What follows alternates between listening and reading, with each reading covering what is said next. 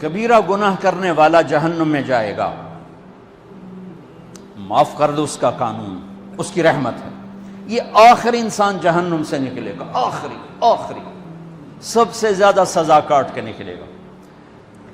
جب وہ جنت کے دروازے پر اللہ تعالیٰ اس کو نا اوپر لائیں گے، یہاں ایسے آ جائے گا، یہ پیچھے کمر کو آگ لگ رہی ہے اور یہ آزاد ہو گیا ہے۔ اب اللہ اسے دل لگی فرمائیں، اس کو ایک درجہ دکھائیں، کہے گا یا اللہ مجھے یہ نصیب فرما دے، میری کانڈ سڑ گئی ہے، مجھے وہاں پہنچا دے۔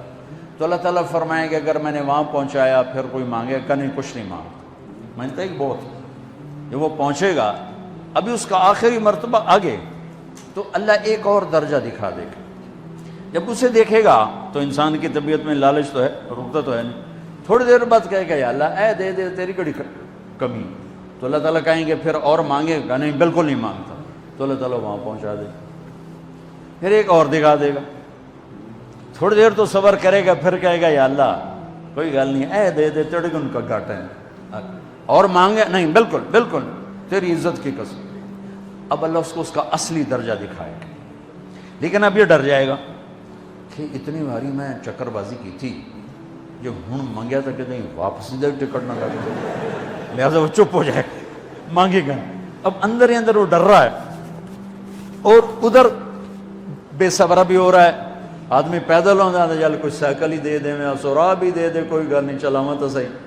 جب سائیکل آتا ہے تو کوئی موٹر سائیکل گزرتا اللہ صحیح ہے، کوئی موٹر سائیکل دے دے، میں بھامے سزوکی ہوئے وہ تو دے دے۔ جب سزوکی موٹر سائیکل آ جاتا ہے پھر گاڑیوں دیکھتا پہ کہتے ہیں کوئی موٹر ہی دے دے، بھامے سزوکی ہوئے۔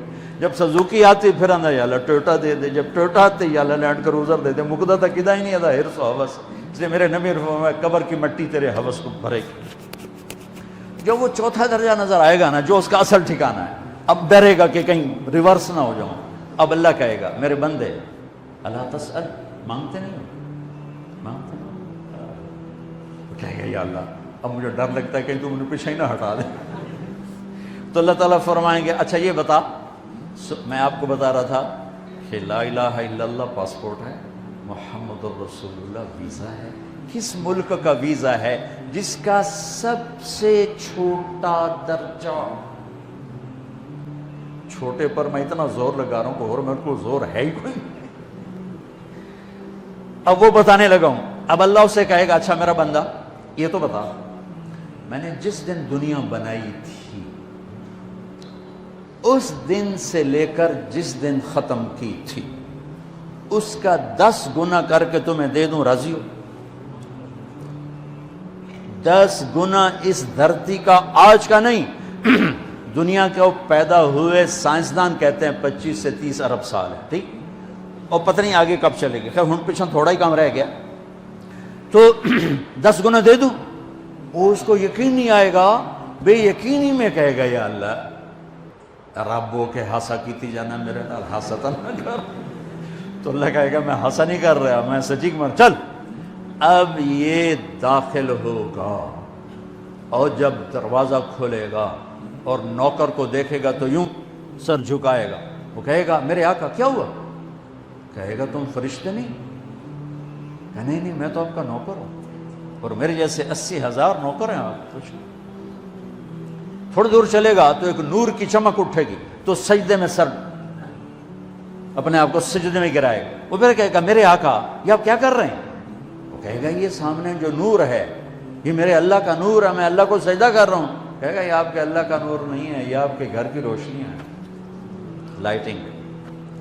آگے چلے گا تو قالین آ جائے گا، اس قالین پر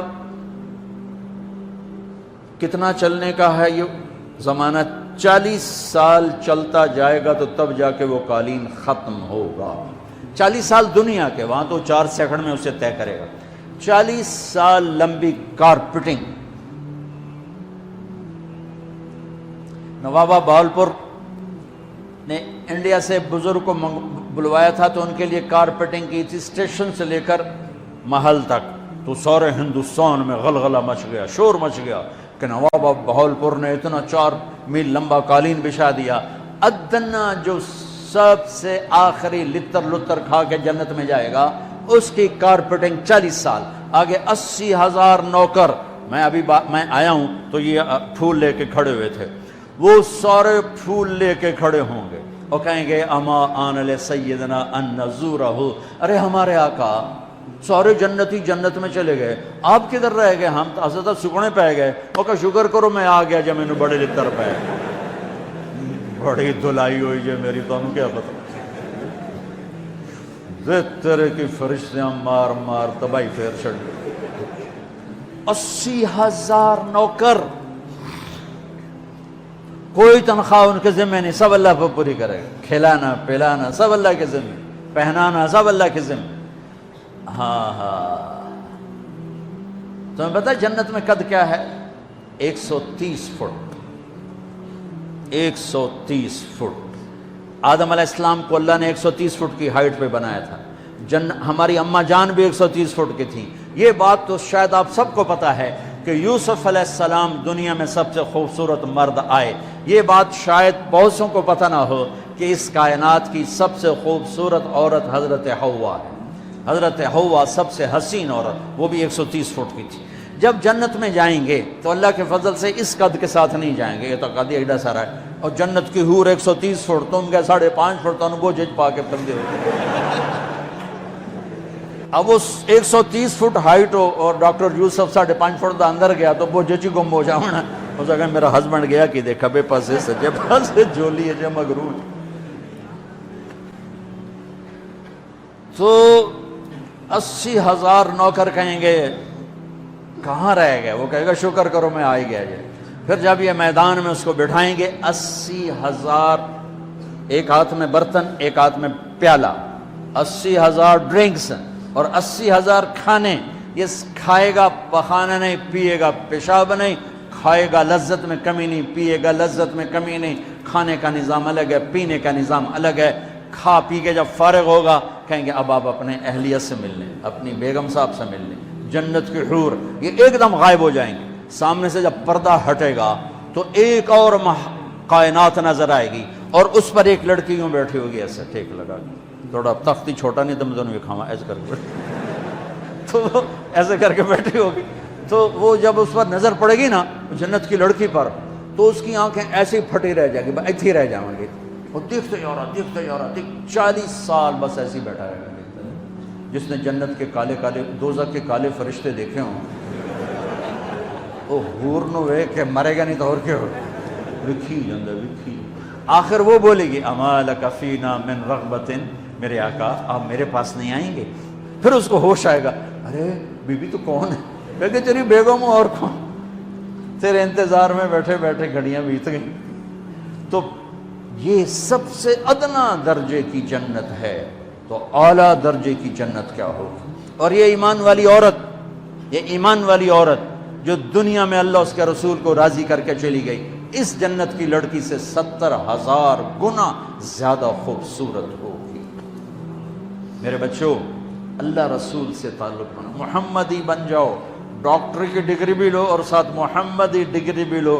ڈاکٹر کی ڈگری موت پہ بیکار ہو جاتی ہے، اور محمدی ڈگری ایسے کھل کے سامنے آتی ہے کہ دنیا بھی تمہاری، آخرت بھی تمہاری، قبر بھی تمہاری۔ یہ تبلیغ اس کو سیکھنے کی ایک خوبصورت محنت ہے۔ اپنی زندگی 24 گھنٹے کی زندگی میں صرف 5 نمازیں فرض ہیں، نہ چھوڑو، نماز نہ چھوڑو، نماز نہ چھوڑو، کسی حال میں نہ چھوڑو۔